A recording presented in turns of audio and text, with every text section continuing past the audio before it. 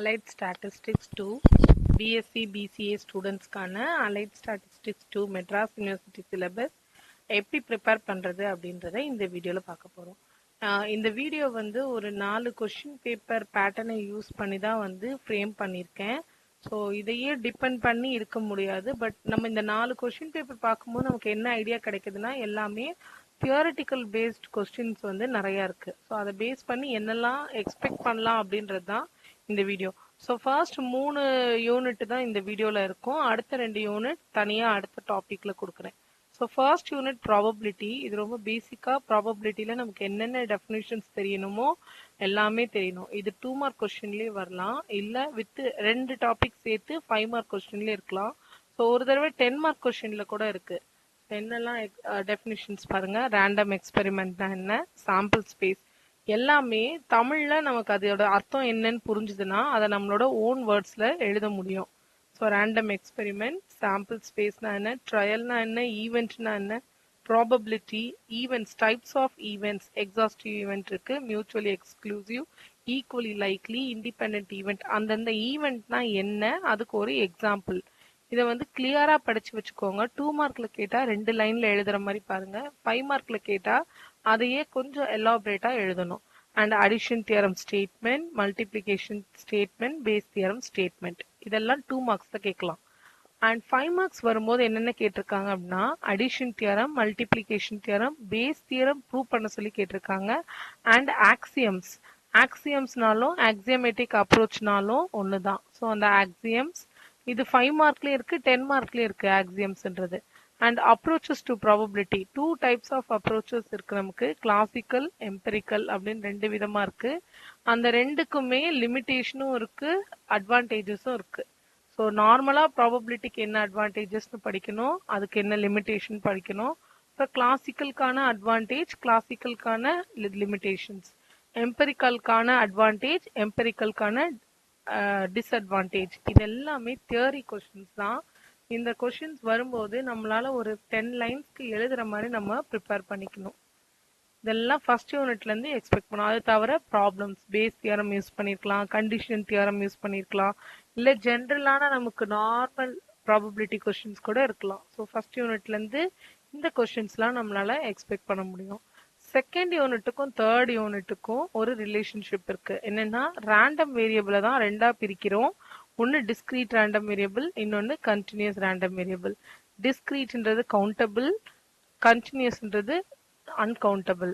And டிஸ்கிரீட்ல நம்ம வந்து மாஸ் ஃபங்க்ஷன் சொல்லுவோம், அங்க வந்து டென்சிட்டி ஃபங்க்ஷன் அப்படின்னு சொல்லுவோம்.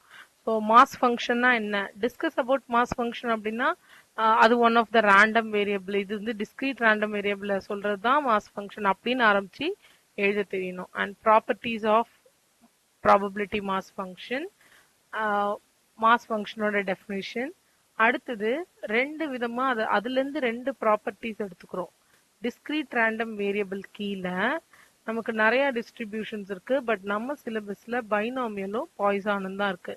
ஸோ டிஸ்கஸ் பைனாமியல் அப்படின்னா பைனாமியல் பத்தி என்னெல்லாம் தெரியுமோ அதெல்லாம் நம்ம கார்லேட் பண்ணி எழுதணும். அண்ட் டிஸ்கஸ் பாய்சான் அப்படின்ற கொஸ்டின்ஸ் கேட்டாலும் அதை கார்லேட் பண்ணி எழுதணும். எல்லாமே கம்ப்ளீட்டா தியரி பேஸ்ட் கொஸ்டின். டெஃபினிஷன் தவிர மற்றதெல்லாம் நமக்கு தெரிஞ்சதை தியரியா எழுதலாம்.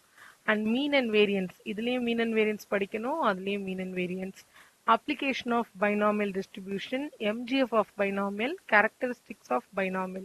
அதே மாதிரி பாய்சான்லயும் characteristic of Poisson, mean and variance, MGF. And எக்ஸ்ட்ராவா இதுல ஃபர்ஸ்ட் 4 மொமெண்ட்ஸ் அப்படின்ற சென்ட்ரல் மொமெண்ட்ஸ் அப்படின்ற ஒரு டாபிக் இருக்கு, அதுவும் சேர்த்து படிக்கணும். இதெல்லாம் செகண்ட் யூனிட்கான இம்பார்ட்டன்ட் டாபிக்ஸ். இது தவிர ப்ராப்ளம்ஸ்.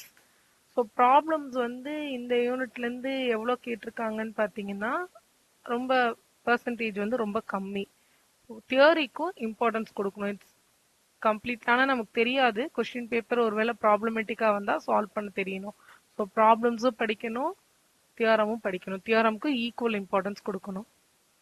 அண்ட் தேர்ட் யூனிட்ல கண்டினியூஸ் ரேண்டம் வேரியபிள். கண்டினியூஸ்ன்றது அன்கவுண்டபிள். இதுல நமக்கு சொல்ற பேர் தான் டென்சிட்டி ஃபங்க்ஷன். அங்க மாஸ் ஃபங்க்ஷன் சொன்னோம், இங்க டென்சிட்டி ஃபங்க்ஷன். அங்க சம்மேஷன் யூஸ் பண்ணுவோம், இங்க இன்டெகிரல் யூஸ் பண்ணுவோம். இதுக்கு properties of density function. Density function கேட்டாலே அதை பற்றி என்னெல்லாம் தெரியுமோ எழுதணும். ப்ராப்பர்ட்டிஸ் ஆஃப் டென்சிட்டி ஃபங்க்ஷன் எழுதணும்.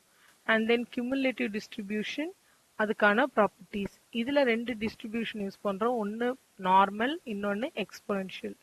நார்மல் டிஸ்ட்ரிபியூஷனுக்கு டெஃபினிஷன், அதோட எம்ஜிஎஃப், அதோட மீன் அண்ட் வேரியன்ஸ், அதுக்கான ப்ராப்பர்ட்டிஸ். 5 மார்க்கில் கேட்டால் 4-5 ப்ராப்பர்ட்டி, 10 மார்க்கில் கேட்டால் எல்லா ப்ராப்பர்ட்டியும் எழுதுகிற மாதிரி இருக்கணும். அப்புறம் uses of normal distribution and அதை பேஸ் பண்ணியிருக்கிற ப்ராப்ளம்ஸ். அண்ட் அடுத்தது எக்ஸ்பொனென்ஷியல் டிஸ்ட்ரிபியூஷனில் மீன் அண்ட் வேரியன்ஸ், அதுக்கான டெஃபினிஷன், எம்ஜிஎஃப், ப்ராப்பர்ட்டிஸ், அதுக்கான ப்ராப்ளம்ஸ். இது வந்து ஃபஸ்ட்டு 3 யூனிட்டுக்கான இம்பார்ட்டன்ட் டாபிக்ஸ். இப்போது நான் இந்த வீடியோக்கு அப்புறமா இந்த 3 டாபிக்கும், இந்த 3 யூனிட்டுக்கும் தியரி பார்ட் மட்டும் நான் வந்து ஒரு வீடியோவாகவும் அது கீழே பிடிஎஃபாகவும் கொடுத்துட்றேன். தியரி மட்டும். ஸோ தியரி ரொம்ப எக்ஸ்பிளனேஷனோட இருக்காது, ஜஸ்ட் தியரி இருக்கும், நீங்கள் படிச்சுக்கிற மாதிரி தான் இருக்கும். சிம்பிளான வேர்ட்ஸில் தியரி கொடுத்துறேன். அதை அப்படியே நீங்கள் கோ த்ரூ பண்ணலாம். இது ஃபஸ்ட்டு 3 யூனிட்ஸ்க்கு மட்டும்.